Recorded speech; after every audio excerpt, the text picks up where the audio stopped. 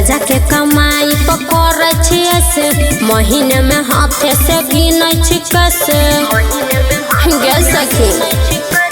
राजा के कमाई पकड़ से महीने में हाथे से गिनै कैसे। सोनिया के दूर राखै छियै घर के सुताबै छियै।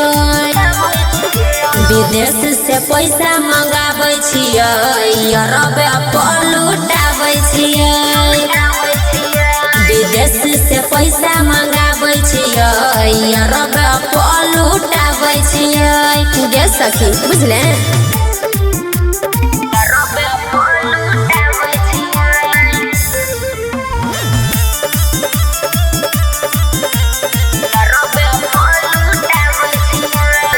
रोज रोज होटल में जाइ छी जोर खाई।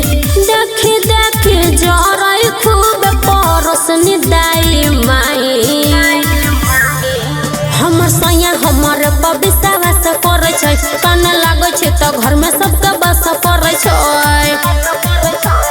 एको एको पैसा ला भरबे ला जुटाबै छियै।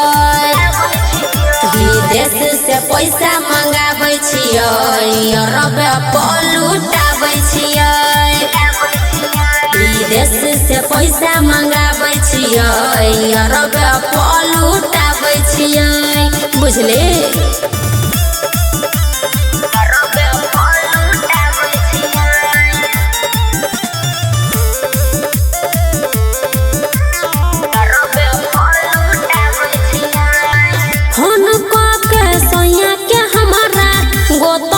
चढ़ाबै छै तैयो हमर बलमुआ के कर बोली में नहीं आबै छै।